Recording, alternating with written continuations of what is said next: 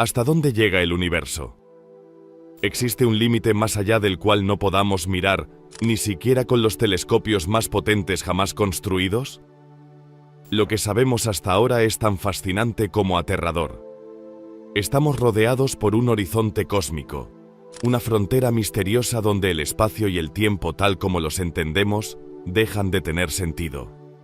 Pero aquí está lo más sorprendente. Ese límite no es fijo, sigue expandiéndose a una velocidad inimaginable.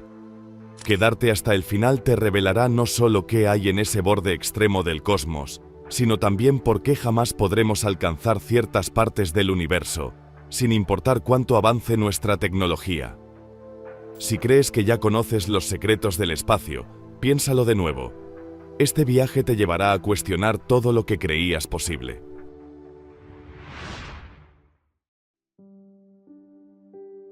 La civilización estaba desesperada. Habían intentado todo. Construyeron observatorios que se extendían por galaxias enteras, capaces de captar cada longitud de onda de luz proveniente de todo el universo observable. Crearon ingeniosos dispositivos para explorar lo microscópico, luego lo subatómico y finalmente los reinos cuánticos. Incluso exploraron y colonizaron vastas regiones del cosmos, enviando enormes naves Arca hacia otras galaxias durante períodos de miles de millones de años. Sin duda, eran la civilización más poderosa que el universo había visto jamás, pero no fue suficiente. Después de incontables milenios de esfuerzo, finalmente llegaron a una conclusión. Su universo no estaba solo. Existían infinitos más. Lo que percibimos como un vasto y casi incomprensible cosmos no era más que una diminuta burbuja insignificante flotando en un mar infinito. Sin embargo, el pavor existencial de esta revelación no les perturbó.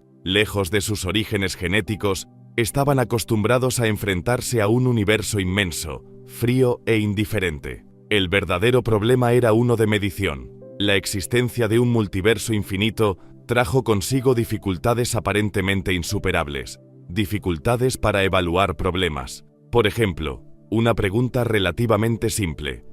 ¿Estaban solos en el cosmos? En el universo observable, esto era relativamente sencillo. Podían calcularlo escaneando cada estrella y cada galaxia. Pero incluso después de descubrir cómo acceder a otras regiones del multiverso, sus estudios les mostraron que el resto de los universos no solo eran numerosos, sino infinitos. Esto significaba que no podían medir probabilidades. Su universo era común o raro.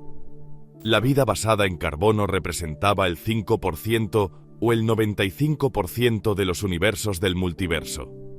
Era imposible saberlo si había un número infinito de universos. Cada porcentaje resultaba ser cero en sus cálculos. ¿Cuántas especies inteligentes habitaban el multiverso? Un número infinito. Pero el multiverso también contenía un número infinito de universos vacíos. Cualquier cantidad finita de información que reunieran equivalía a cero. A pesar de sus eones de esfuerzo, literalmente no sabían nada. Su viaje había comenzado en un pasado distante y remoto, cuando dieron sus primeros pasos cautelosos hacia el espacio exterior, construyendo sondas lejanas y grandes observatorios extraterrestres. Eventualmente, desarrollaron su propia escala de Kardashev, dominando primero toda la energía de su planeta natal, luego de su sistema solar, su galaxia y más allá. A lo largo de las eras, se dedicaron a remodelar planetas, sistemas y galaxias enteros, convirtiéndolos en potentes experimentos y laboratorios exquisitos,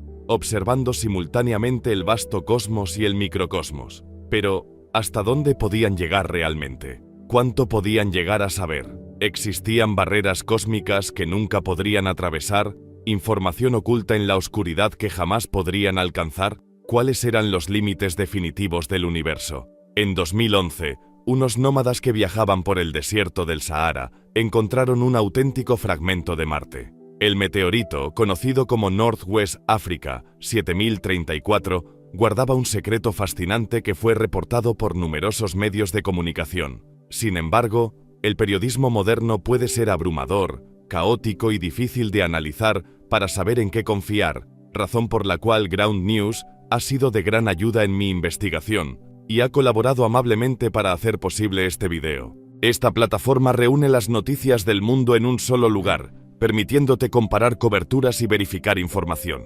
Gracias a Ground News, descubrí que este meteorito contenía evidencia de agua en Marte hace más de 4.000 millones de años. Aprecio que puedo ver esta información desde docenas de fuentes globales y también en forma de puntos clave mediante su función de resumen, lo que me permite obtener la información más importante de manera rápida y clara. Cada fuente de noticias viene etiquetada con información contextual, como si la publicación se inclina a la izquierda o derecha, quien la posee, y una útil calificación de veracidad. Lo más interesante es que más del 90% de estas fuentes están altamente calificadas en veracidad, lo que indica que es menos probable que sean subjetivas o sensacionalistas. Así que te animo a visitar ground.noticias HOTU o escanear mi código QR, si buscas una forma rápida de mantenerte informado sobre cualquier tema. Asegúrate de usar mi enlace para obtener un 50% de descuento en el acceso ilimitado a su plan Vantage,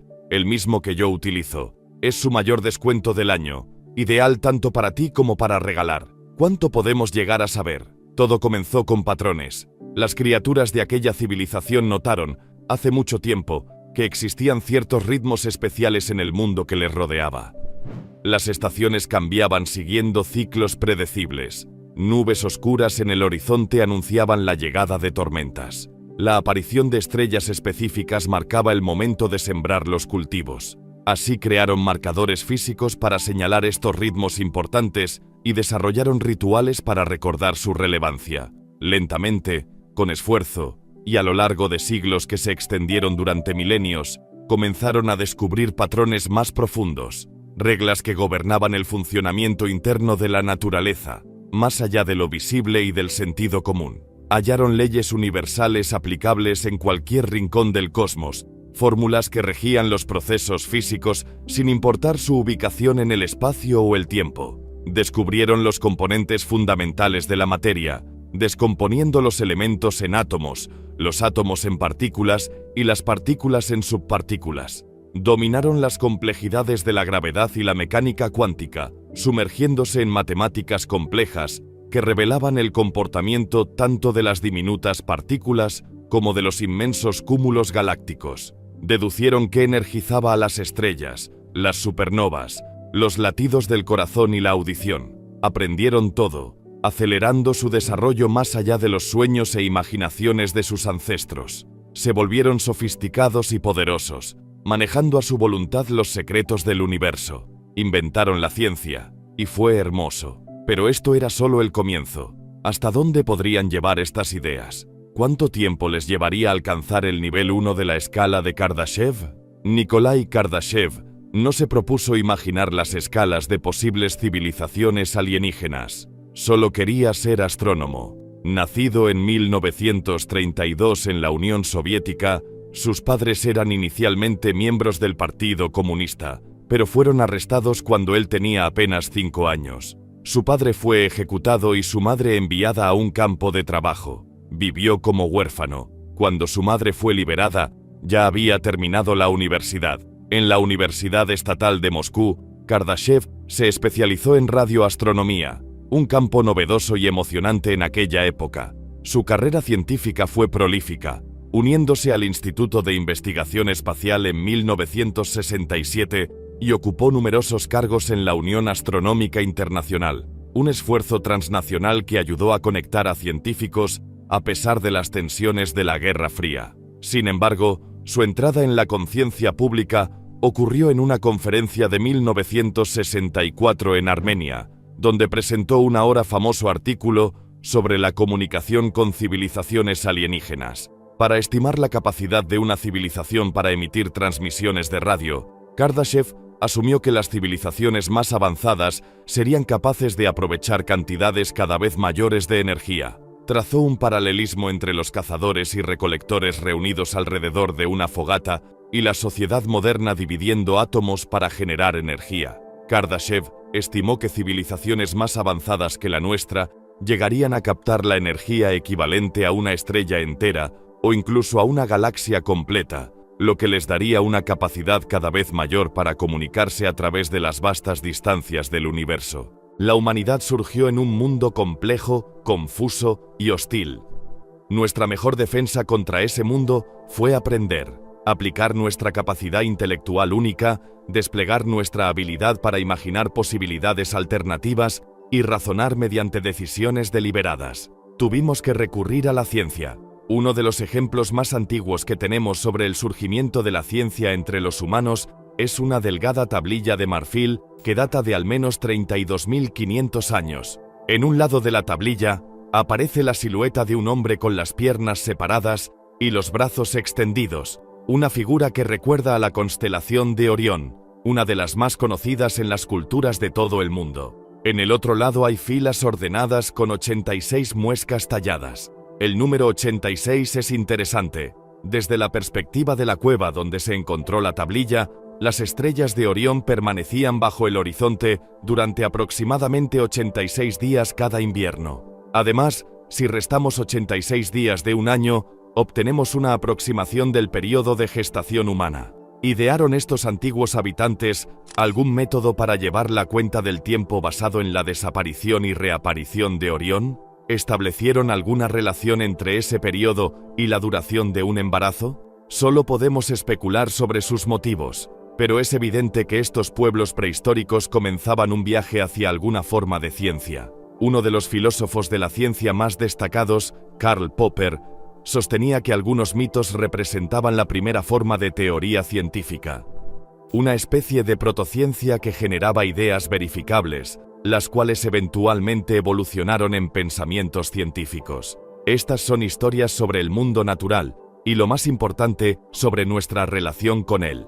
Relatos de creación, sobre cómo surgió el mundo, historias sobre fuerzas, sobre las propiedades del viento, la lluvia y los ríos, incluso explicaciones sobre las emociones, sobre por qué sentimos el dolor ante la pérdida de un ser querido o la alegría ante el nacimiento de un bebé. Las pinturas rupestres, como las de Lascaux en Francia, representan el mundo de nuestros antepasados, animales y cazadores, los ritmos sagrados e importantes de sus vidas, preservados en las paredes para que las lecciones pudieran transmitirse a cada nueva generación. Come esto, no aquello. Ten cuidado en la naturaleza. Así es como ser un adulto en nuestra sociedad.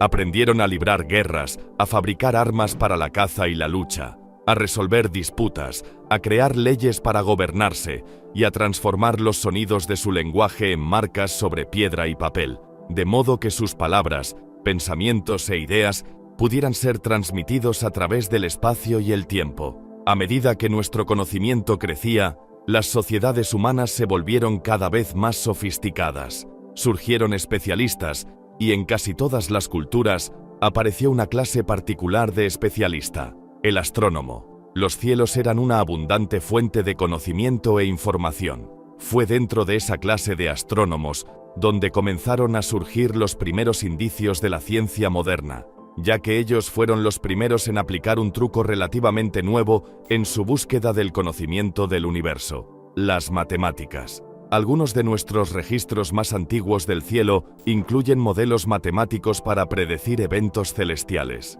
Consideremos el ciclo Saros. Si observas un eclipse solar o lunar, es probable que ocurra otro 223 meses lunares después de ese evento. Pero fue una persona en particular quien llevó las matemáticas en una nueva y sorprendente dirección: Galileo Galilei. Nacido en 1564, Galileo se destacó no solo por aplicar las matemáticas al estudio de los cielos, sino también por extender su aplicación a todos los fenómenos naturales, siendo uno de los primeros, y sin duda el más prolífico, en hacerlo. Según Galileo, el libro de la naturaleza está escrito en lenguaje matemático, y sus símbolos son triángulos, círculos y otras figuras geométricas, sin cuya ayuda es imposible comprender una sola palabra, sin las cuales uno deambula en vano por un oscuro laberinto. Galileo fue uno de los primeros en usar las matemáticas para descubrir hechos sobre la naturaleza que contradecían el sentido común. Por ejemplo, el sentido común dictaba que los objetos más pesados deberían caer más rápido que los más ligeros. Como razonó el gran filósofo Aristóteles, los objetos más pesados tienen una mayor afinidad con la Tierra. Pero Galileo, mediante el uso de las matemáticas y observaciones cuidadosas y repetidas, descubrió que todos los objetos caen a la misma velocidad, a menos que la resistencia del aire sea un factor. Este descubrimiento marcó quizá el nacimiento de la ciencia moderna, donde la evidencia y la experimentación guían el camino hacia nuevos conocimientos. Uno de los fundamentos filosóficos de la ciencia es el empirismo, la primacía de la evidencia. Se puede tener cualquier idea o teoría concebible, pero en última instancia, la evidencia y la observación son las que determinan si esa idea tiene algún mérito o si la teoría es válida.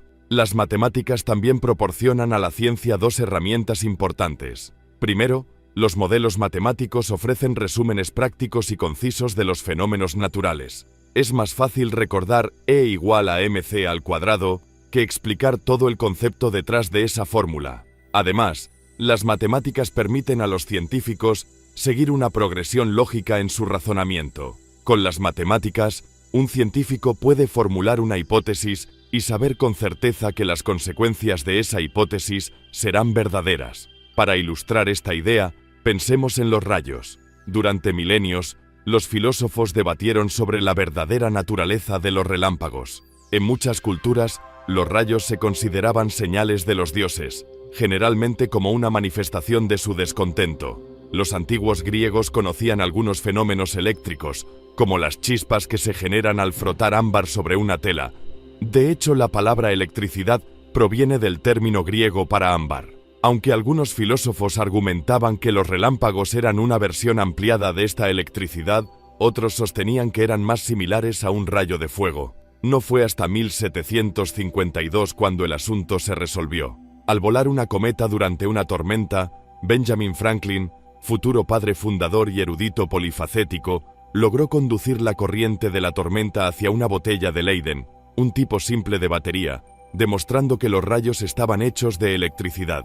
Con esa confirmación, otros experimentadores, como Charles-Augustin de Coulomb, descubrieron una ley simple sobre la fuerza entre cargas eléctricas. Las ideas matemáticas de Carl Friedrich Gauss y Michael Faraday revelaron que la influencia de la electricidad se describe mejor mediante campos eléctricos. Medio siglo después, James Clerk Maxwell unificó la descripción del campo eléctrico con la del campo magnético y descubrió que la luz misma estaba compuesta por ondas electromagnéticas. Una cadena de razonamientos, investigaciones minuciosas y conocimientos matemáticos llevó desde los rayos hasta la verdadera naturaleza de la luz, un resultado sorprendente e inesperado. A través del método científico, hemos podido descubrir el funcionamiento de muchos de los fenómenos más misteriosos de la naturaleza. Las tormentas son causadas por el transporte de calor en la atmósfera. Los volcanes se deben a cámaras de magma que se ventilan hacia la superficie.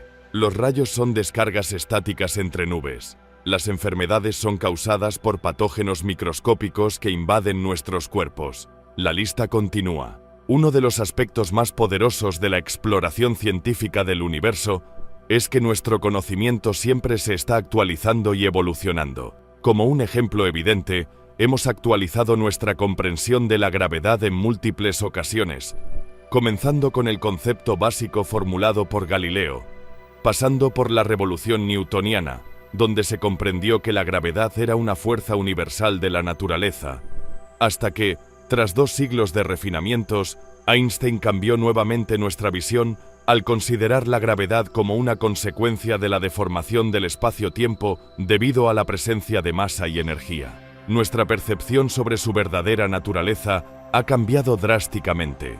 Incluso ahora sabemos que un nuevo ajuste en la teoría gravitacional está en el horizonte, uno que incorporará la física del mundo cuántico. A través de la ciencia, los seres humanos hemos adquirido en unos pocos siglos más conocimiento que en todos los milenios anteriores combinados. Nuestra comprensión del universo ha explotado, y con ella, nuestro dominio de la tecnología. Sin embargo, a pesar de nuestros logros y de haber desentrañado antiguos misterios, el universo sigue lleno de incógnitas. Parece que, a pesar de nuestra destreza, apenas hemos rozado la superficie de lo que podemos llegar a conocer. Entonces, ¿cuál es nuestro límite último?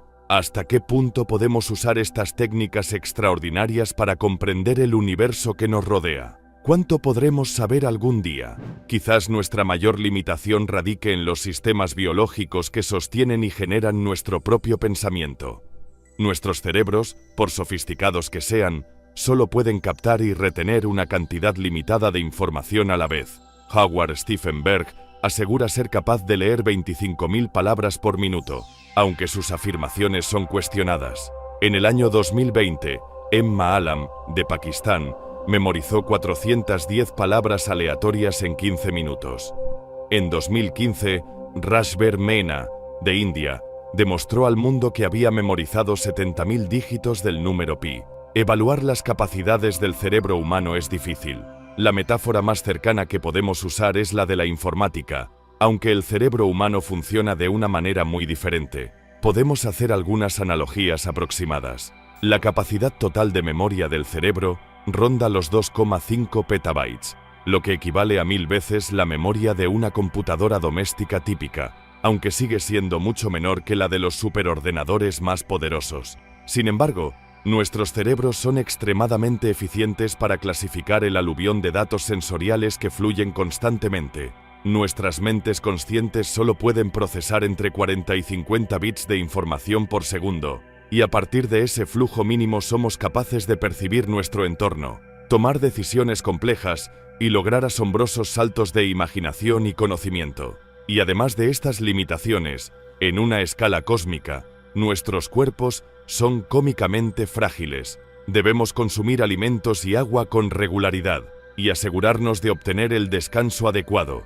El tiempo más largo que una persona ha permanecido despierta es aproximadamente 19 días. Al final, estamos limitados por nuestro ADN. El cuerpo humano solo puede existir dentro de un estrecho rango de condiciones, y la mente humana solo puede operar dentro de un conjunto finito de capacidades. En última instancia, nuestra biología dicta nuestros límites. Incluso la persona más inteligente o fuerte aún requiere los mismos mecanismos básicos. Los iones de sodio deben moverse a través de membranas semipermeables para activar las conexiones entre las neuronas. Las señales eléctricas deben viajar por los nervios a una velocidad finita. Las hormonas deben distribuirse por todo el cuerpo para mantener la homeostasis. Y dentro de las células, las proteínas deben trabajar para almacenar y liberar fuentes de energía. Todos estos mecanismos están inscritos en nosotros como resultado de miles de millones de años de evolución. No hay truco genético ni accidente de nacimiento que pueda expandir nuestras capacidades más allá de esos límites. Estamos atrapados, ya sea en la delgada biosfera que sustenta nuestra forma de vida en la superficie de la Tierra, o en una cápsula especialmente diseñada capaz de sostenernos temporalmente en las profundidades del espacio. Donde quiera que vayamos, siempre debemos llevar nuestra biología con nosotros. Por lo tanto, en nuestra búsqueda de progreso surge la pregunta: ¿existe alguna forma de ir más allá de los límites de la carne? ¿Hasta qué punto podríamos construir algo realmente grandioso? El experimento finalmente estaba listo. La civilización había pasado generaciones, 1000 años según su propia medida, construyéndolo. En su búsqueda, habían alcanzado lo que nosotros los humanos llamaríamos una civilización de tipo 1 en la escala de Kardashev. Una red de paneles solares orbitando su estrella natal, combinada con gigantescas fábricas de fusión que aprovechaban el equivalente a toda la radiación solar que llegaba a su planeta. Durante el proceso, colonizaron todo su sistema solar, con sociedades y ciudades en cada planeta, desde los abrasadores mundos interiores hasta las distantes lunas heladas. Enviaron innumerables emisarios sintéticos hacia el vacío entre las estrellas y descubrieron las fuerzas fundamentales de la naturaleza, así como las extrañas reglas del mundo cuántico y mucho más, aplicando ese conocimiento para construir dispositivos tecnológicos fantásticos que a nosotros nos parecerían mágicos. Sin embargo, también se encontraron con límites familiares. Descubrieron hace tiempo que las fuerzas fundamentales de la naturaleza se unifican a energías extremadamente altas, inaccesibles para cualquier laboratorio planetario. Para explorar aún más los misterios de la naturaleza, construyeron un colisionador de partículas del tamaño de su sistema solar. Aprovechando hasta el último asteroide deshabitado y raspando capas de lunas distantes no deseadas, construyeron un anillo de túneles superconductores que orbitaba su estrella. Según sus cálculos, el dispositivo tendría las energías necesarias para romper la barrera cuántica gravitacional y acceder directamente a la escala de Planck, donde el espacio y el tiempo mismos dejan de tener sentido. Con el paso de los siglos, el experimento adquirió un aura religiosa. Las primeras pruebas del colisionador fueron acompañadas de gran pompa, extensos discursos, bendiciones y oraciones. Finalmente, después de generaciones de trabajo y anticipación, activaron el experimento, dispuestos a sondear el corazón de la naturaleza. Nuestros cerebros, con sus 100.000 millones de neuronas y 100 billones de conexiones sinápticas, son las estructuras más complejas del universo conocido, y nuestra capacidad para absorber, procesar, clasificar y priorizar el conocimiento no tiene paralelo en ninguna criatura viviente.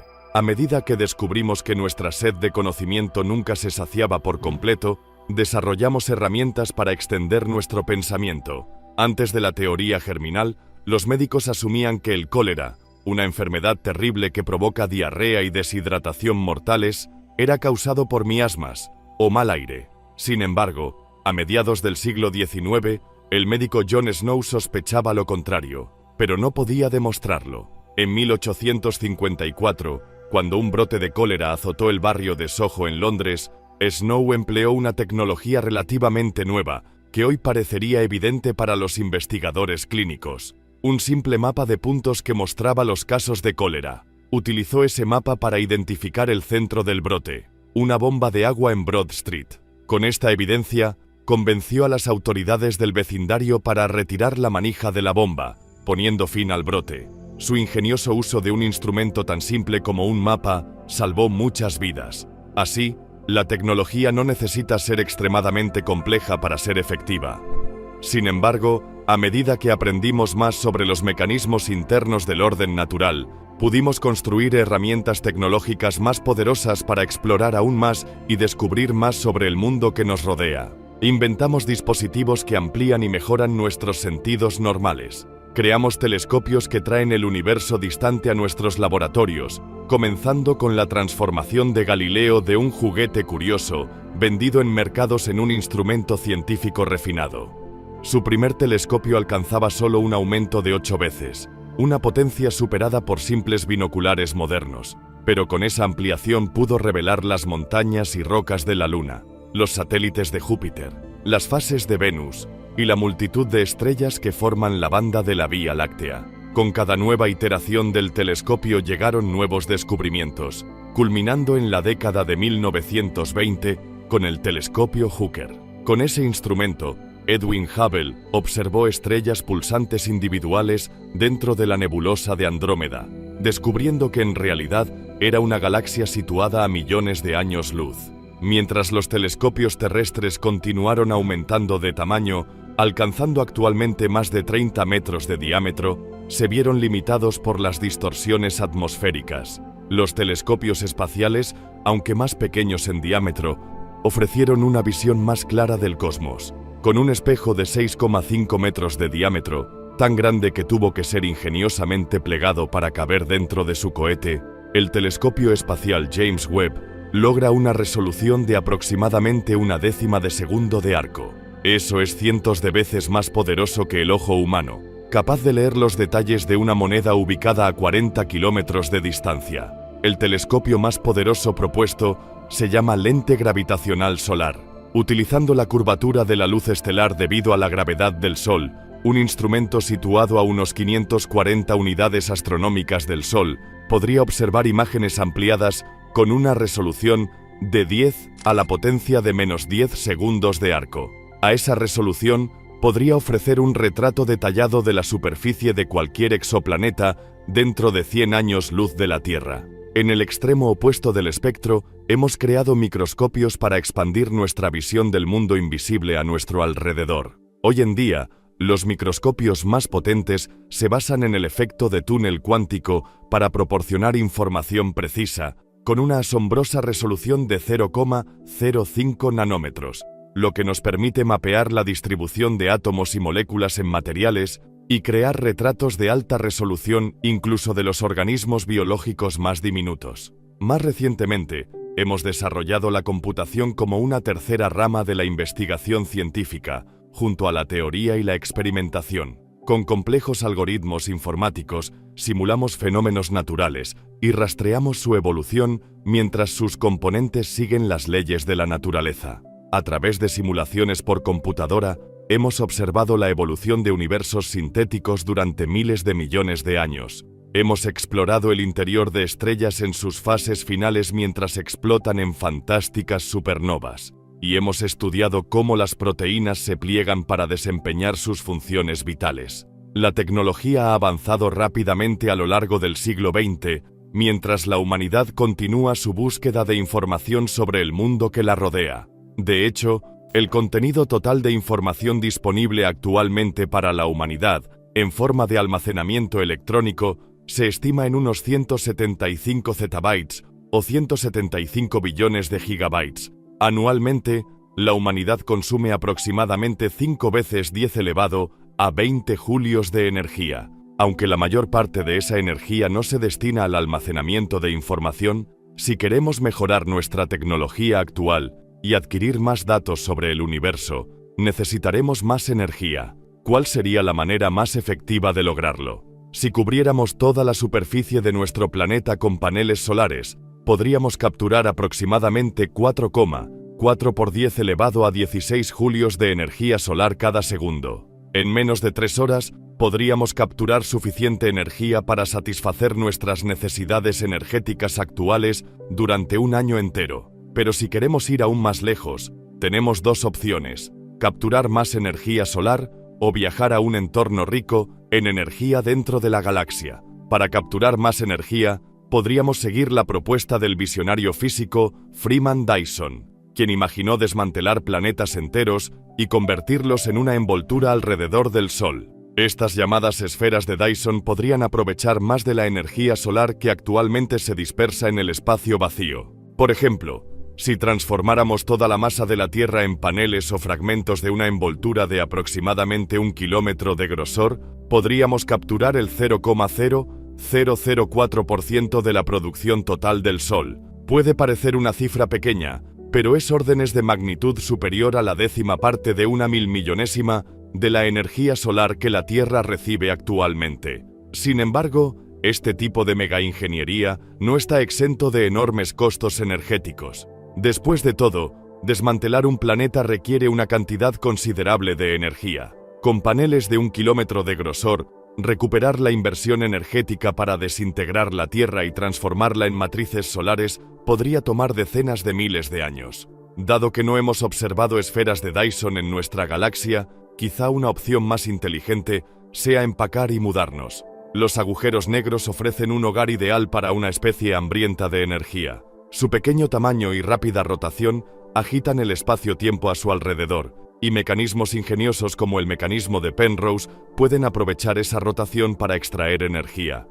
A esa escala, podríamos convertir planetas enteros en almacenes de datos, transformar sistemas solares completos en observatorios o enviar sondas a los confines de la galaxia y más allá. De hecho, al volver a los físicos de altas energías, encontramos uno de los ejemplos más claros de cómo el avance científico y tecnológico caminan de la mano. Nuestros esfuerzos durante el último siglo para desentrañar la realidad misma. A partir de la década de 1930, los físicos descubrieron que podían utilizar campos eléctricos y magnéticos para acelerar partículas cargadas a energías superiores a las normales, antes de hacerlas colisionar y examinar los fragmentos resultantes para descubrir de qué estaban hechas. Así comenzaron a explorar el mundo subatómico. Ernest Lawrence, trabajando en Berkeley, California, fue uno de los pioneros en el desarrollo de colisionadores de partículas, creando un ciclotrón de 10 centímetros de diámetro que alcanzaba energías de 80.000 electronvoltios.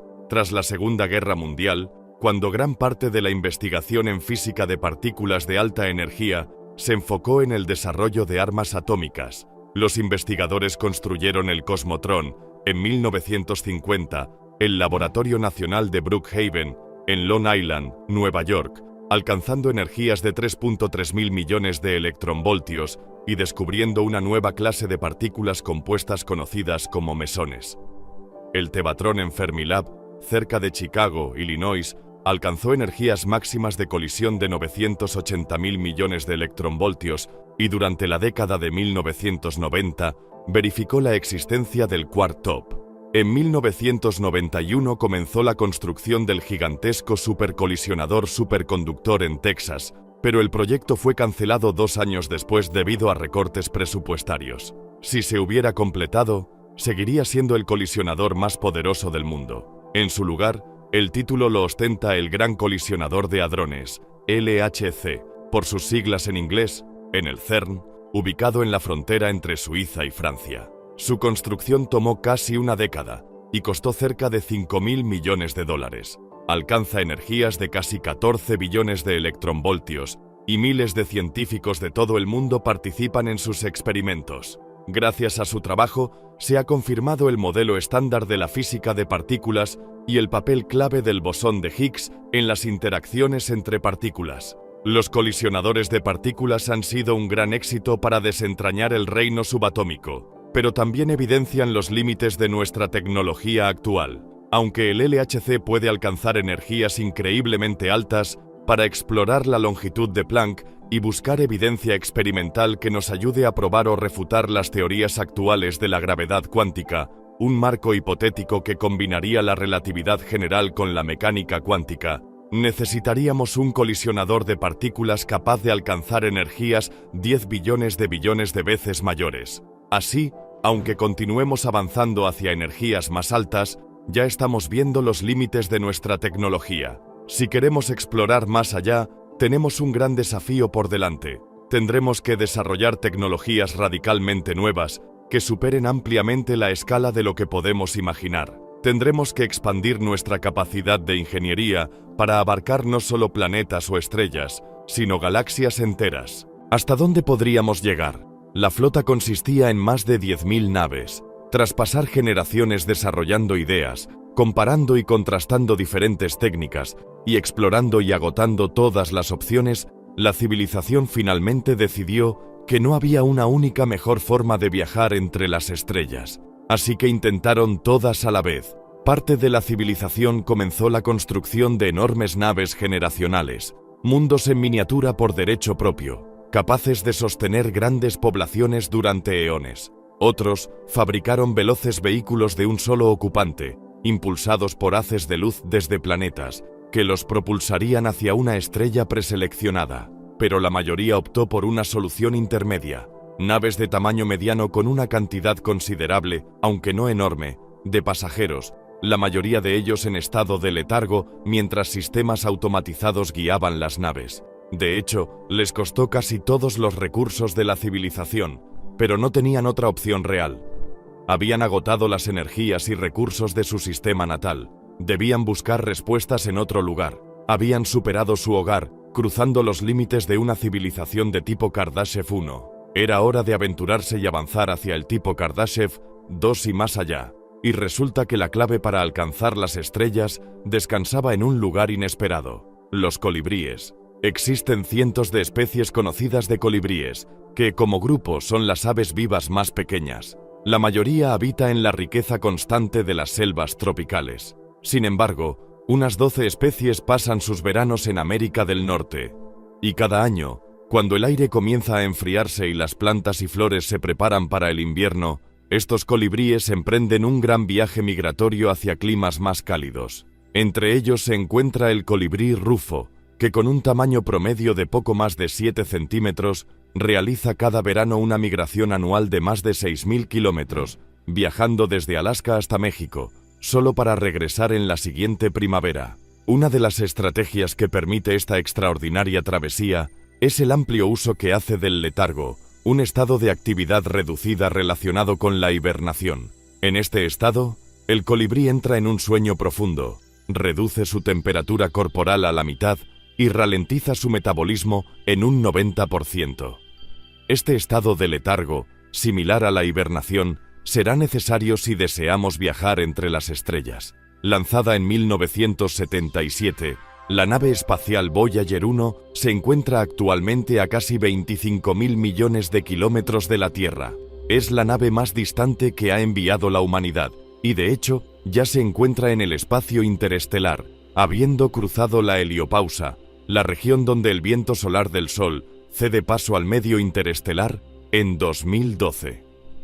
Viajando a una velocidad de más de 60.000 km por hora, Voyager 1 continuará su travesía entre las estrellas, convirtiéndose eventualmente en un cuerpo más orbitando alrededor del centro de la Vía Láctea. Así, si hubiéramos colocado a un infante a bordo del Voyager, estaría en la mediana edad al alcanzar el espacio interestelar. Para cuando la nave llegue al borde interior de la nube de Oort, una colección difusa de escombros helados que orbitan el Sol y albergan a los cometas de periodo largo, esa persona ya habría muerto hace mucho, pues ese viaje tomará otros 300 años. Cuando el Voyager cruce el borde exterior de la nube de Oort, habrán pasado 10.000 años más. Si la nave estuviera dirigida hacia Próxima Centauri, nuestra estrella vecina más cercana, tardaría más de 35.000 años en alcanzar su destino. Como especie, apenas estamos comenzando a acostumbrarnos a las distancias interplanetarias, enviando naves a través de nuestro sistema solar y más allá. Pero aún no estamos ni remotamente preparados para las escalas de distancias interestelares, y mucho menos intergalácticas. La galaxia enana de Canis Mayor, la galaxia más cercana a nosotros, está a 25.000 años luz de distancia. El Voyager tardaría aproximadamente 749 millones de años en llegar allí. Todas las naves espaciales actuales aceleran solo unas pocas veces, una al momento del lanzamiento, cuando gastan la mayor parte de su energía simplemente escapando de la atracción gravitatoria de la Tierra. Una vez en el espacio, nuestras naves no llevan mucho propulsor, solo el necesario para corregir su rumbo si se desvían. Para obtener impulso adicional, las naves pueden usar maniobras de asistencia gravitacional, robando algo de momento a los planetas para impulsarse a mayores velocidades. Pero en el espacio interestelar, esa opción no existe.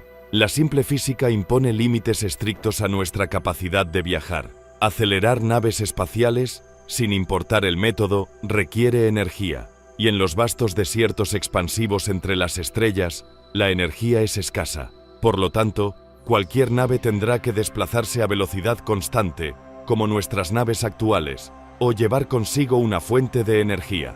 Debido a esta limitación fundamental, para alcanzar mayores distancias en el universo tenemos dos opciones: grandes pero lentas, o pequeñas pero rápidas. En las décadas de 1950 y 60, una colaboración de científicos que trabajaban con la Fuerza Aérea de los Estados Unidos, DARPA, y la NASA, investigó la posibilidad de una nave espacial acelerada por el método más poderoso y compacta disponible para nosotros: armas nucleares. Llamado Proyecto Orión, el concepto consistía en detonar bombas nucleares detrás de la nave espacial. Una gran placa absorbería la explosión y, mediante la conservación del momento, impulsaría la nave hacia adelante. Aunque el proyecto estaba pensado únicamente para misiones interplanetarias, los investigadores descubrieron que una nave de 10.000 toneladas solo necesitaría aproximadamente 800 bombas para acelerar una carga de 5.000 toneladas hacia Marte, o 1.000 toneladas hacia Saturno en menos de 3 años,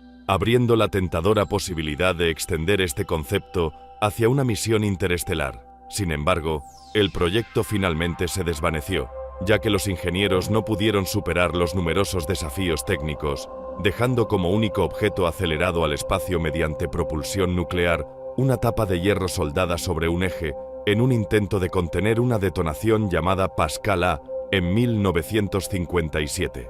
Los científicos estimaron que la tapa se lanzó hacia la atmósfera a una velocidad 6 veces superior a la velocidad de escape de la Tierra. Pero las futuras generaciones podrían revivir el concepto o encontrar formas ingeniosas de acelerar naves espaciales para gestionar el viaje a través de las estrellas. Un concepto hipotético, que por ahora pertenece al ámbito de la ciencia ficción, es la nave generacional, también conocida como nave mundo o nave arca. La idea básica no es intentar llegar a otras estrellas lo más rápido posible. En cambio, la nave se convertiría en una burbuja aislada de la humanidad, con una gran población viviendo y trabajando generación tras generación en el profundo espacio interestelar, hasta que algún día, decenas de miles de años en el futuro, alcanzaran su destino. Tales naves serían increíblemente complejas, y el viaje estaría lleno de peligros, pero con estos medios una civilización podría avanzar lentamente y de manera constante entre las estrellas. Quizás no muy lejos, una esfera en expansión constante de quizás unas pocas docenas de años luz de diámetro, pero incluso eso permitiría la exploración y colonización de cientos de mundos. Tal vez la civilización ni siquiera tendría que construirla por sí misma. Sabemos que los restos naturales, fragmentos y piezas sobrantes de la formación de sistemas solares a través de la galaxia ya deambulan de sistema a sistema. En 2017, una de esas piezas, llamada Oumuamua, ingresó brevemente al sistema solar interior antes de regresar rápidamente a las profundidades.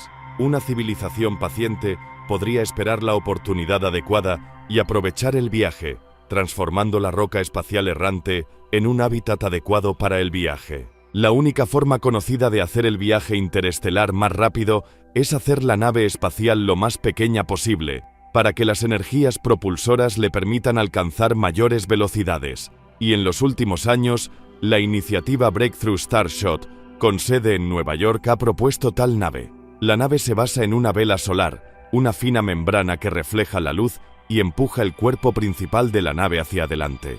El diseño de referencia del concepto Starshot es usar una vela solar cuadrada de 1 kilómetro de lado, impulsada por un láser de 100 gigawatts durante 10 minutos. Con esa cantidad de energía, la nave espacial podría alcanzar hasta el 10% de la velocidad de la luz, llegando a nuestra estrella vecina más cercana en toda una vida humana. Sin embargo, hay una trampa. La nave Starshot en sí misma no puede pesar más de 1 gramo, que es aproximadamente la masa de un clip de papel. A menos que una civilización avanzada quiera llenar la galaxia de clips de papel, tendrán que encontrar una mejor manera de viajar. Y así, cuán lejos podría viajar una especie motivada actualmente es desconocido. Unos pocos años luz les permitirían visitar estrellas cercanas. Decenas de miles de años luz podrían llevarlos a través de una galaxia. Millones de años luz les permitirían dar el salto entre galaxias principales. Pero, a pesar de todos los desafíos y obstáculos, si pudieran alcanzar velocidades extremadamente altas, entonces, irónicamente, la física les concede una tregua: la dilatación del tiempo. Sabemos que los relojes en movimiento van más despacio.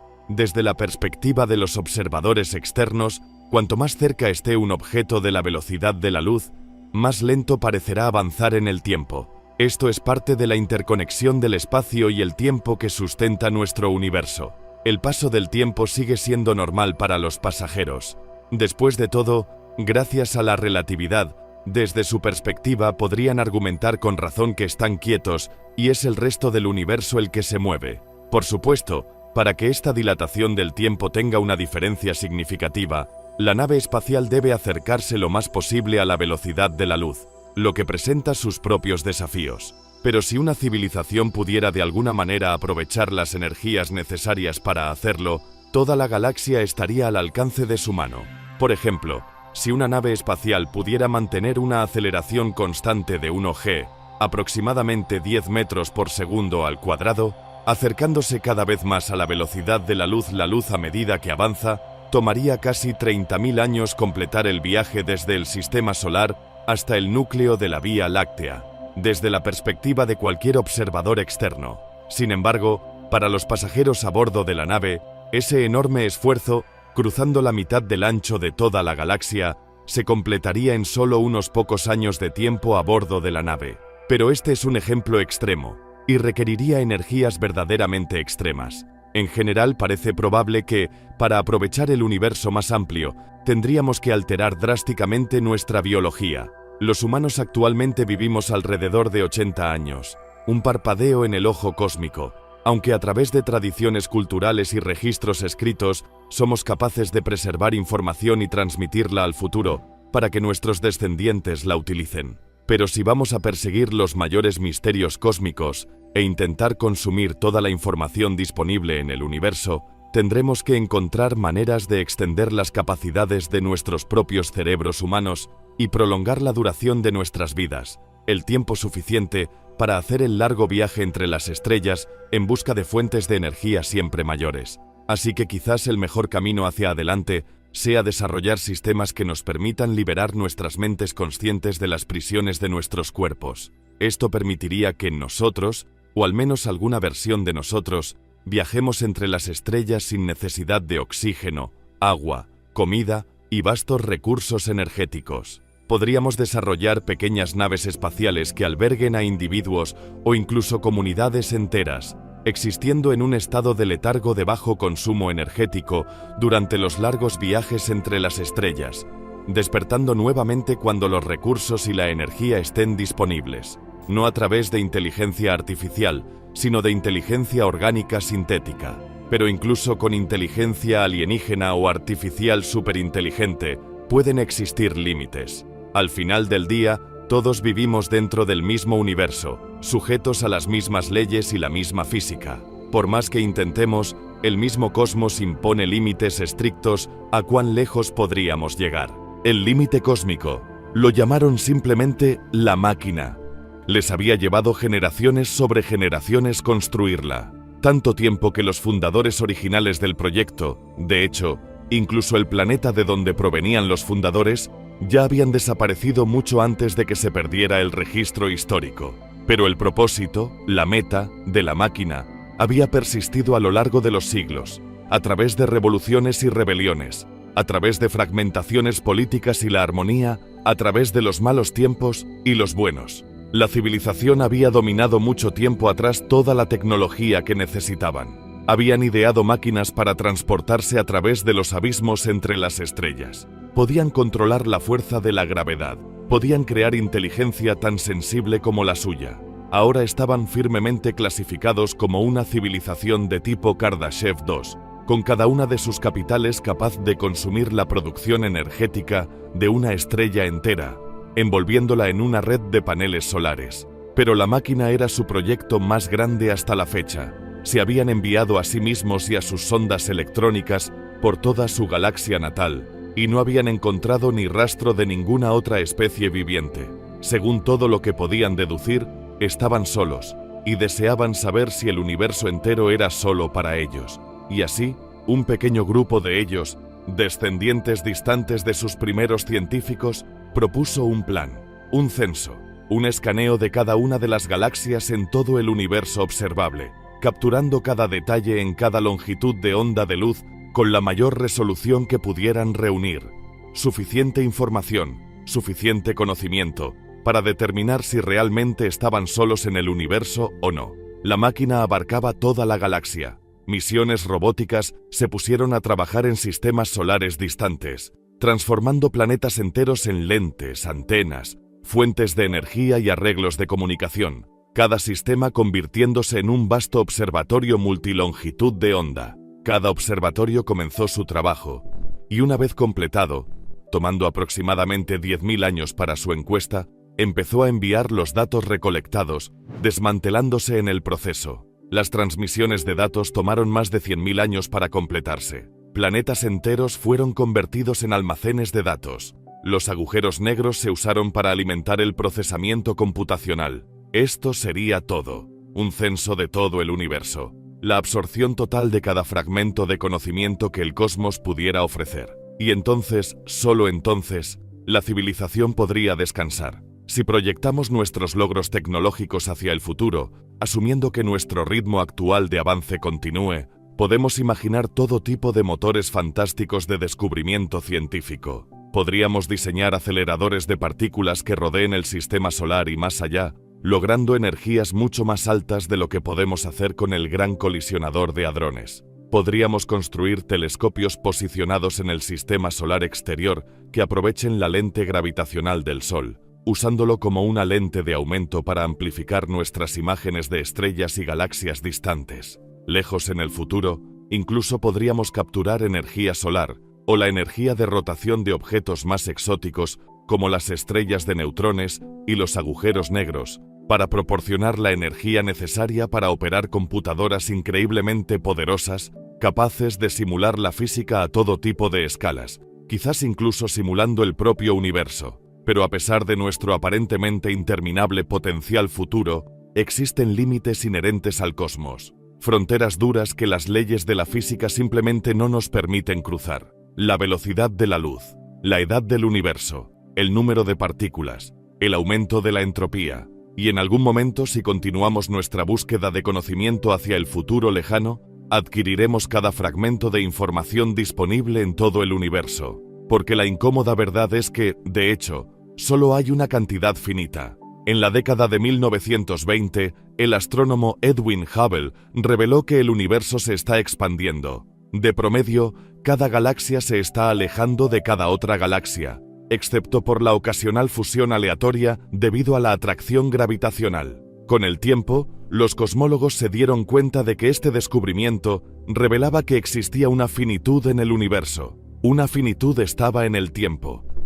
Antes del descubrimiento de Hubble, los astrónomos asumían que el universo era infinitamente viejo, que simplemente había existido estáticamente para siempre en el pasado, y seguiría existiendo en su mayoría en el mismo estado para siempre en el futuro. Pero el Big Bang puso una edad finita al universo, o al menos, a nuestro universo. La segunda finitud estaba en la extensión espacial del universo. En verdad, el universo podría ser infinitamente grande, pero la historia de expansión del cosmos introduce un horizonte que limita nuestra capacidad para acceder a él.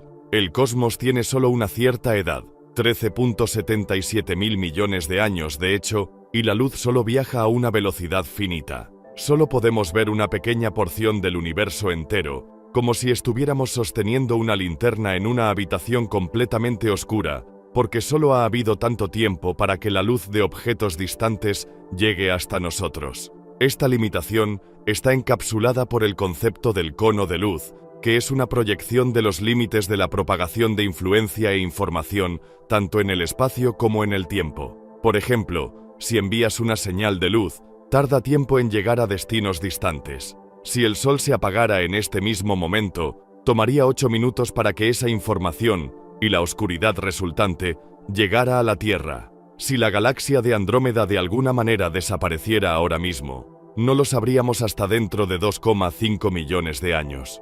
Ampliando este concepto a todo el universo, nos dice que el cosmos entero podría ser, y probablemente lo sea, mucho más grande de lo que jamás podríamos observar. Esto significa que hay información, en forma de más galaxias, estrellas y eventos, que permanecerán para siempre inaccesibles para nosotros. Su luz, su información, simplemente nunca llegará a nosotros, y los secretos que guardan quedarán fuera de la vista incluso de nuestras miradas más ansiosas. De hecho, debido a que el universo está en constante expansión, los objetos más distantes en nuestra burbuja observable ya se están alejando de nosotros más rápido que la luz. Lo que vemos ahora es luz que nos fue enviada hace miles de millones de años. Ahora las galaxias están tan lejos que con el tiempo lentamente desaparecerán de nuestra vista. En un universo en expansión, la cantidad de cosas que podemos ver se reduce con el tiempo, y así, toda la información que podríamos adquirir sobre el universo está contenida dentro de esos límites en el espacio y el tiempo. Casi 14.000 millones de años en el pasado y aproximadamente 42.000 millones de años luz en cualquier dirección. Este confinamiento introduce una incertidumbre fundamental en cualquier medición a gran escala, conocida como variación cósmica. Muchos procesos en el universo ocurrieron por casualidad. Fueron originados por alguna parte de la física fundamental, pero la evolución real del sistema ocurrió mediante el lanzamiento de un dado. Por ejemplo, la galaxia Vía Láctea está ubicada aquí, en esta región del universo, y tiene una masa particular, una tasa de formación estelar particular, una historia de fusiones particular, y así sucesivamente. Si bien la física del universo temprano impulsó los motores gravitacionales que eventualmente darían lugar a las galaxias, esas fuerzas no dictaron exactamente dónde aparecerían las galaxias. La Vía Láctea podría haber estado, bueno, en cualquier lugar. Y la medición de la estructura a gran escala de los constantes fundamentales que abarcan el cosmos, como la cantidad total de materia oscura o energía oscura, debe tener en cuenta esta aleatoriedad. Existe una incertidumbre fundamental derivada del hecho de que solo podemos acceder a una pequeña porción del universo completo, y no podemos medir su totalidad. Por ejemplo, si alguien solo te muestra un puñado de cartas seleccionadas al azar de un mazo completo, llegarás a una incertidumbre inevitable cuando intentes evaluar el número total de cartas de cualquier palo. Y así, encontramos límites claros en las escalas grandes, y sin embargo, en el otro extremo de la escala de medición, nos enfrentamos a incertidumbres fundamentales de un tipo muy diferente. Para comenzar, está el espeso velo de niebla que es el principio de incertidumbre de Heisenberg. Descubierto por primera vez en 1927 por el abuelo de la mecánica cuántica Werner Heisenberg, inicialmente se lo imaginó como una simple limitación del experimento. Si querías estudiar una partícula subatómica, por ejemplo, la mirabas, lo que significaba que tenías que hacer rebotar fotones contra la partícula. Normalmente, en el mundo macroscópico, esto no es un problema. Los fotones sí transportan energía y momento, pero es tan leve que no hace ninguna diferencia. Un oso sigue cargando hacia ti sin importar cuán brillante sea la luz que le apuntes. Pero las partículas subatómicas son lo suficientemente pequeñas como para reaccionar a los fotones. Si realmente quisieras determinar con precisión la posición de una partícula, Heisenberg se dio cuenta de que necesitabas un fotón con una longitud de onda muy pequeña, un fotón que por lo tanto tendría una energía correspondientemente alta. Pero ese fotón de alta energía entonces golpearía a la partícula. Para cuando el fotón regrese a tu dispositivo de medición, tendrías una idea muy precisa de la anterior posición de la partícula, pero ahora no tendrías idea de qué tan rápido se está moviendo. Si en cambio usas un fotón de baja energía, sabrás que no has perturbado mucho a la partícula, pero la gran longitud de onda del fotón significa que tendrás correspondientemente menos precisión en la medición de la posición de la partícula. Heisenberg se dio cuenta de que no se puede tener todo. No puedes medir con precisión infinita tanto la posición como el momento de una partícula cuántica. Pero esto no era solo una limitación de la medición, donde podríamos idear algún truco inteligente para sortearla. Resultó ser algo intrínseco a las matemáticas fundamentales de la mecánica cuántica. A pesar de esto, en una serie de debates, el propio Albert Einstein intentó encontrar formas de escapar del principio de incertidumbre, pero cada vez su oponente, Niels Bohr, encontraba un error en el razonamiento de Einstein. En una serie de cartas públicas, Einstein ideó varios dispositivos que involucraban resortes, rendijas, relojes y más, para argumentar que el principio de incertidumbre era solo una ilusión creada por nuestra falta de conocimiento completo del mundo cuántico.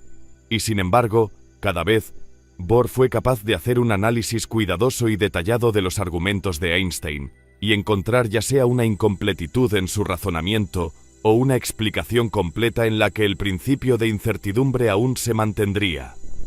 Al final, Einstein cedió a regañadientes que había limitaciones en nuestro conocimiento del universo, pero aún sostenía que la mecánica cuántica era en sí misma una descripción incompleta de la naturaleza. Y así, hay información en el mundo cuántico a la que simplemente no podríamos acceder, y otra forma en que esto se manifiesta es a través de las probabilidades inherentes a todos los procesos cuánticos. En el mundo macroscópico, siempre que conozcas el estado del sistema, un resumen de la posición, momento, etc., de cada partícula, y conozcas las leyes de la física, puedes predecir con certeza absoluta cómo ese sistema evolucionará en el futuro. Pero los sistemas cuánticos no obedecen el mismo conjunto de reglas. Si conoces el estado de un sistema cuántico, solo puedes asignar probabilidades de cómo el sistema podría evolucionar en el futuro. La ecuación que lleva el nombre de Erwin Schrödinger nos dice cómo calcular esas probabilidades. Toman la forma de ondas. Cada partícula en el universo tiene una onda asociada a ella. La onda puede ser real o imaginaria. Eso depende de las diferentes interpretaciones de la mecánica cuántica. Donde la onda tiene un pico, tienes una alta probabilidad de encontrar la partícula la próxima vez que la busques. Donde la onda tiene un valle, tienes una baja probabilidad. Esa es la cantidad máxima de información que puedes extraer de un sistema cuántico. Un mapa de dónde podría estar una partícula, no dónde estará. Pero el límite de esta restricción es, de hecho, a veces difícil de discernir. Por ejemplo, normalmente asociamos los límites de la mecánica cuántica con las partículas subatómicas, muy por debajo del umbral de la experiencia cotidiana, algo de lo que no necesitamos preocuparnos. Pero en 2019, un equipo de físicos dirigido por Jakob Fein, en la Universidad de Viena, logró lo que parecía imposible. Fueron capaces de extraer la naturaleza ondulatoria no de una sola partícula subatómica, sino de una monstruosa molécula que contenía 2000 átomos individuales. Su trabajo mostró que, con el equipo experimental adecuado, La difusibilidad y la incertidumbre inherentes a los cálculos cuánticos pueden amplificarse a escalas sorprendentemente grandes. Y por último, existen regiones del universo donde la información, donde el conocimiento, existe, pero que están para siempre fuera de nuestro alcance, dentro de los agujeros negros y en el pasado. Los agujeros negros son tan excelentes guardianes del conocimiento que son la colección más densa de información posible en el universo. Sin embargo, no podemos acceder a casi nada de ello. La característica más destacada de un agujero negro es su horizonte de eventos, una frontera invisible que impide la fuga de cualquier cosa que haya caído dentro. Lo que creó el agujero negro, lo que el agujero negro ha consumido durante su oscura vida, está oculto detrás de ese velo.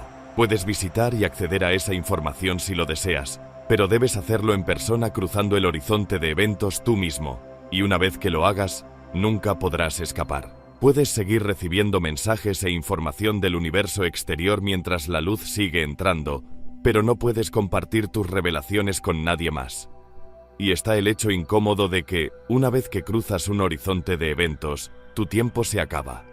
En una cantidad finita de tiempo, medido por un reloj en tu muñeca, tienes garantizado llegar a la singularidad, el punto de densidad infinita que define el agujero negro. Cualquier conocimiento que adquieras al acceder al corazón del agujero negro, morirá contigo. Todo lo que queda son 3 parámetros visibles para el mundo exterior: la masa, el momento angular y la carga del agujero negro. Todo lo demás es oscuridad. En cuanto al pasado, según entendemos la física, y de hecho entendemos los conceptos fundamentales de espacio, tiempo y causalidad, lo que ha ocurrido en el pasado está para siempre perdido para nosotros, inaccesible excepto a través de nuestras memorias, artefactos y el estado presente del universo. Podemos adivinar, especular y razonar todo lo que queramos, pero en el instante en que un momento pasa, se desliza detrás de ese horizonte gris. Lo que no se conserva, realmente se pierde. Y así, en escalas grandes, escalas microscópicas, a través de fronteras invisibles y túneles imposibles, existen reinos completos del universo, a los que simplemente nunca podríamos acceder. Entonces, ¿cuál es el límite último de la información que podríamos acceder? ¿Cuál es el verdadero límite cósmico? Para empezar, hay entre 500.000 millones y 2 billones de galaxias en el volumen observable del universo. Si de alguna manera detuviéramos la expansión del cosmos y registráramos instantáneamente cada una de ellas, eso sería todo. Eso sería todo lo que podríamos medir, para siempre. Cualquier pregunta que hiciéramos sobre la evolución galáctica tendría que estar limitada por ese conjunto de información. En total, esas galaxias contienen alrededor de 200 billones de estrellas. Nuevamente surge el mismo problema. Piensa en cualquier posible pregunta que puedas tener sobre la naturaleza de las estrellas. Si completáramos nuestras observaciones de cada una de ellas, midiendo todas las propiedades que pudiéramos manejar, incluyendo la posición, la velocidad, el espectro de cada estrella, y así sucesivamente, entonces eso sería todo. Eventualmente, podrías comenzar a hacer preguntas que no podrían ser respondidas por ese conjunto de datos limitado. También podemos abordar el problema desde escalas microscópicas, esperando exprimir más información útil del universo. Hay aproximadamente 10 elevado a 80 protones en el universo observable. Podríamos, en principio, esforzarnos lo suficiente para medir la ubicación precisa, el momento y el estado cuántico de cada uno de ellos. Podríamos repetir este ejercicio para todos los electrones, todos los neutrinos, todas las partículas de materia oscura, y así sucesivamente. Luego podríamos completar el ejercicio midiendo las propiedades de cada fotón, de los cuales hay aproximadamente 10 elevado a 90, la gran mayoría de los cuales provienen del fondo cósmico de microondas, la luz sobrante de cuando el universo pasó de un plasma denso y caliente a un estado neutro cuando tenía 380.000 años. Cada una de estas partículas y fotones lleva consigo una cierta cantidad de información, pero incluso eso no sería una contabilización completa de los límites de nuestro universo. Eso se debe a que todas estas partículas están construidas a partir de campos cuánticos, que existen como vibraciones en el propio espacio-tiempo. Las vibraciones pueden existir ya sea que haya una partícula o no, y queremos conocer el estado de todo el sistema cuántico. Por lo tanto, necesitamos sondear más profundamente, incluso más allá de las partículas fundamentales. Necesitamos mirar en el espacio entre ellas, y a medida que nos adentramos en escalas cada vez más pequeñas, sumando la información a medida que lo hacemos, finalmente nos encontramos con la expresión última del principio de incertidumbre de Heisenberg, la espuma cuántica. En un sentido, la espuma cuántica puede verse como la capacidad del campo cuántico de robar brevemente energía del vacío del espacio-tiempo, creando una partícula en el proceso, y luego devolviéndola rápidamente antes de que alguien lo note. En otro sentido complementario, los campos cuánticos que juntos forman nuestra realidad simplemente tienen una energía fundamental asociada con ellos, una vibración base que está presente incluso en el espacio vacío. Llegamos a esa escala en la llamada longitud de Planck, que es alrededor de 1.61 por 10 elevado a la potencia menos 35 metros. Este número no proviene de ninguna teoría fundamental, sino que existe como una combinación de constantes importantes como la velocidad de la luz, la fuerza de la gravedad y la constante de Planck. Sin embargo, a estas escalas, nuestros sentidos normales del espacio y el tiempo se desmoronan, ya que lo que normalmente consideramos un espacio-tiempo suave y sin características cede ante una masa turbulenta. Aunque puede haber información útil por debajo de esa escala, eso está más allá de la física conocida, por lo que para todos los efectos, la longitud de Planck sirve como el límite de resolución del conocimiento accesible en el universo. Para obtener el contenido total de información del cosmos, podemos dividir su volumen observable en un número increíblemente grande de unidades delimitadas por la longitud de Planck. Dentro de cada uno de estos volúmenes podemos investigar su estado, por ejemplo, los niveles de energía de todos los campos cuánticos. Según varias teorías avanzadas de la física que relacionan la entropía del universo con su contenido informativo, a través de una formulación pionera del ingeniero eléctrico, científico de la computación y criptógrafo estadounidense Claude Shannon, podemos estimar el límite de información del universo simplemente asignando un bit de información a cada una de estas celdas del tamaño de Planck.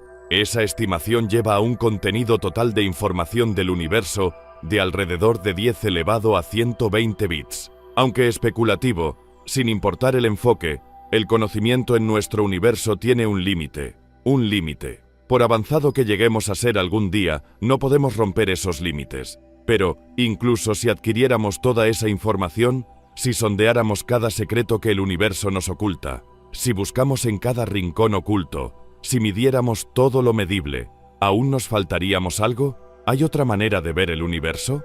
Los límites de la infinitud. Cuando se sugirió por primera vez, la idea aterrorizó a la civilización. Durante años se debatió en su contra, se ignoró, se desestimó y se prohibió. Era herética, anatema, aborrecible para todos los valores y virtudes que la civilización, en todas sus formas, había tenido siempre en alta estima. Pero a medida que pasaban las edades y no pudieron encontrar otra ruta hacia el nuevo conocimiento, la idea se volvió más atractiva, más tentadora. Para entonces, la civilización ya era muy vieja, antigua incluso según sus propios estándares insondables. Habían dejado su mundo natal hacía mucho tiempo, de hecho, incluso la existencia planetaria en sí misma. Abarcaban la longitud y el ancho de su galaxia natal, y al no encontrar otra vida consciente en ella, moldearon y dieron forma a esa galaxia como les complacía. Ahora eran del tipo Kardashev 3, capaces de capturar y utilizar la salida energética de toda la galaxia. Pero ya se habían topado con límites que no podían evitar, sin importar cuán avanzada fuera su tecnología. No podían imaginar ser nada diferente a ellos mismos. Comenzaron a preguntarse si era posible, tal vez, que su conciencia, por avanzada que fuera, aún estuviera de alguna manera limitada por las reglas de su antigua herencia genética, y si esto era lo que los hacía ciegos ante la verdadera naturaleza del universo. Habían inventado máquinas que podían pensar por sí solas, con la esperanza de que estos cerebros sintéticos pudieran superarles y pensar mejor que ellos, trayendo un tipo diferente de conciencia al universo que pudiera verlo, pensarlo y explicarlo de una manera diferente. Pero las máquinas eran solo espejos de sí mismos, más rápidas es cierto, y a veces irreconocibles, pero aún lo mismo. Y en esta larga desesperación surgió la idea. Encontraron un mundo joven, escondido en algún rincón olvidado de la galaxia. Un mundo mojado con agua. Un mundo orbitando una estrella estable. Un mundo rico en productos químicos. Sembraron ese mundo, tocándolo de manera pequeña e invisible. Un ajuste aquí, un cambio allá. Solo las modificaciones adecuadas para convertir una sopa de productos químicos en los ingredientes necesarios para la vida. Pero no cualquier vida. En esos primeros químicos danzantes, escritos en la manera en que se movían y se organizaban, estaban las semillas de la sapiencia. Con el tiempo suficiente, con suficiente paciencia, la vida que surgiera en ese planeta eventualmente se volvería inteligente. Los diseñadores de este plan no sabían qué tipo de inteligencia surgiría. Y ese era el punto. No sabían cómo estas criaturas, miles de millones de años en el futuro, percibirían el mundo que las rodeaba. Cómo interactuarían y evolucionarían. Cómo su propia genética limitaría su comprensión en algunas áreas y la expandiría en otras. No sabían qué conocimiento descubrirían las criaturas. No sabían si existía otra forma de acceder al universo. Contentos, los diseñadores del plan dormían. Mientras dormían, soñaban con lo que podrían aprender de nosotros. Puede haber limitaciones ocultas en nuestra capacidad para adquirir conocimiento dentro del universo. Incluso la ciencia, por poderosa, flexible y expansiva que sea, puede no ser la mejor herramienta para exprimir hasta la última gota de información. Por ejemplo, los humanos adquirieron conocimiento y lo pusieron en práctica mucho antes del desarrollo del método científico moderno. La ciencia existe como una rama de la filosofía, y la filosofía tiene una larga y rica tradición que se extiende por siglos. Las matemáticas mismas son una búsqueda de conocimiento, de sistemas lógicos abstractos que pueden o no ser aplicables a situaciones en el mundo real. Pero los axiomas que los matemáticos prueban como verdaderos siguen siendo verdaderos. Siguen siendo conocimiento, incluso si nunca se expresan en un sistema físico. De manera similar, tradiciones filosóficas como el escepticismo han ahondado profundamente en la naturaleza del conocimiento mismo, preguntándose si realmente estamos aprendiendo sobre el universo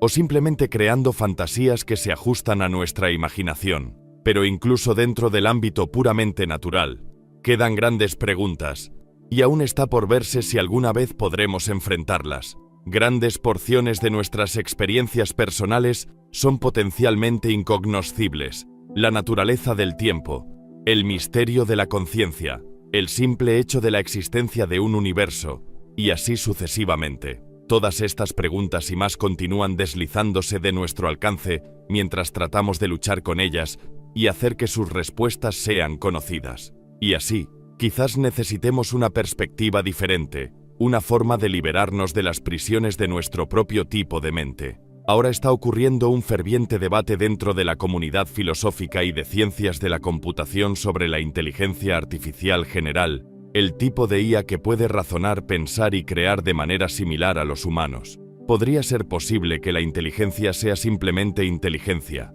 y que una vez que un sistema la posea en forma de conciencia, eso sea todo. Las criaturas o las computadoras podrían ser más tontas o más inteligentes, más lentas o más rápidas, pero todas serían del mismo tipo de inteligencia, y percibirían el universo de manera más o menos similar. Pero también podría ser que la inteligencia de las máquinas sea enormemente diferente de la nuestra, capaz no solo de tomar decisiones que no tienen sentido para nosotros, sino también de percibir el cosmos a través de un marco completamente diferente. El debate más reciente sobre el tema ha surgido con el auge de algoritmos de IA generativa como ChatGPT. Estos algoritmos no construyen oraciones de la misma manera que nosotros. Usan vastas bibliotecas de textos para predecir qué palabras siguen comúnmente a otras, dándoles la capacidad de enlazar oraciones. Esas oraciones suenan sorprendentemente humanas, pero este enfoque no es capaz de razonar ni de comprender los significados de las palabras que crea. Sin embargo, hay una especie de inteligencia ahí, una muy diferente de la nuestra. Algunas personas afirman que el desarrollo continuo en esta línea podría llevar a un tipo diferente de inteligencia, una que sea capaz de razonar y comprender, pero basada en marcos completamente distintos. De hecho, un sistema de IA de máquina poderoso podría llegar a reconocer profundas verdades sobre el universo, verdades tan sofisticadas que sería imposible que las explicara a nosotros, porque nuestras propias mentes humanas solo operan de una manera única y limitada. Pero también existe la posibilidad de que ellas también estarían limitadas por sus antepasados, atrapadas dentro de los límites que inadvertidamente transmitimos. Y finalmente, incluso si pudiéramos responder a estas preguntas y a todas las demás que ni siquiera hemos pensado, incluso si pudiéramos acceder al conocimiento completo y total libre de cualquier sesgo o limitación biológica, incluso si pudiéramos examinarlo desde otra perspectiva, otro punto de vista, aún tendríamos que lidiar con una cosa: el último obstáculo que la civilización superavanzada nunca podría cruzar: el infinito. El primer filósofo conocido en abordar el concepto de infinito fue Anaximandro, un griego que vivió alrededor del año 600 a.C.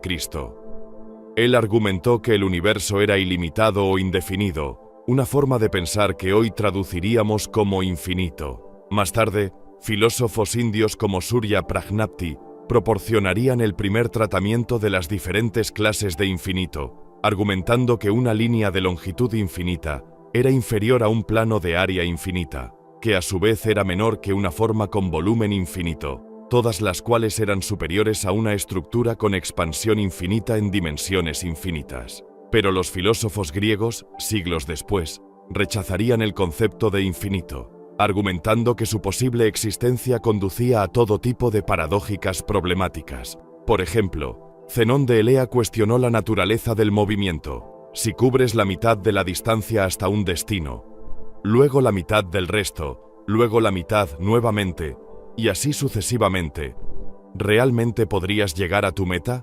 A pesar de esto, en matemáticas, el infinito era claramente útil. En 1655, el clérigo y matemático inglés John Wallis introdujo el símbolo del infinito que todavía se usa hoy.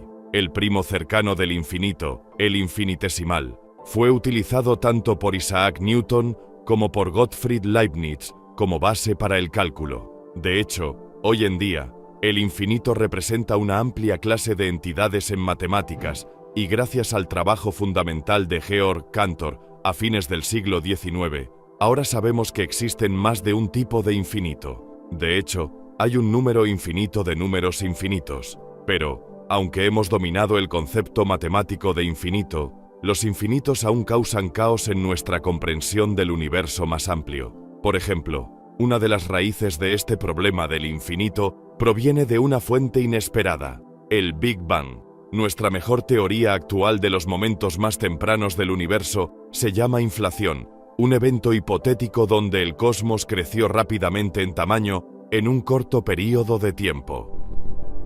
Y enterrada dentro de esa teoría hay una posibilidad intrigante: que nuestro universo, incluso el universo más amplio, mucho más allá de los límites de nuestro horizonte observable, no es más que uno de muchos, incrustado en el mar flotante de un multiverso. Cada universo tendría sus propias leyes de la física, su propia gama de partículas, campos y fuerzas, y su propia disposición peculiar de materia y energía. De hecho, si vamos a llevar el concepto del multiverso a su extremo infinito, entonces hay, en algún lugar allá afuera, una copia exacta de ti, viendo una copia exacta de este video, en este mismo momento. De hecho, debido a que así es como funciona el infinito, hay un número infinito de copias de ti viendo un número infinito de copias de este video, todo ocurriendo simultáneamente. Y esto es lo que introduce lo que se conoce como el problema de la medida. Con un conjunto infinito de universos inaccesibles para nosotros, es imposible hacer juicios sobre cuán raro o común, cuán único o extendido es cualquier cosa que tengamos en nuestro universo. El problema es que habría un número infinito de cada tipo de universo. Si eliges una propiedad de nuestro propio universo, como la rareza de la vida o la verdadera naturaleza de la energía oscura, no podemos decir que se aplica de manera general en todo el multiverso. Habría un número infinito de universos llenos de vida, y también un número infinito de universos desolados y vacíos. Aunque existen sofisticadas técnicas matemáticas que nos permiten juzgar los pesos relativos de los diferentes tipos de infinitos, no sabemos cuál de estas reglas se aplica al multiverso, y por lo tanto, estaríamos nadando en un mar de ignorancia. Ni siquiera podemos aprender los principios fundamentales de la física, las leyes que operan no solo dentro de nuestro universo particular, sino que rigen el comportamiento del multiverso en su totalidad. Podemos reunir cada pedazo de información accesible para nosotros, desde el primer momento del Big Bang hasta el borde más distante del universo visible, y usar eso para llegar a un número notable de conclusiones. Pero más allá de eso, somos ignorantes. Si el multiverso existe, y su existencia misma podría ser algo que siempre esté más allá de los límites de la evidencia, entonces sus implicaciones son claras y contundentes. Algún día podríamos descubrir un nuevo tipo de física, una que nos permita viajar de un universo a otro, explorar las variedades que el multiverso tiene para ofrecer.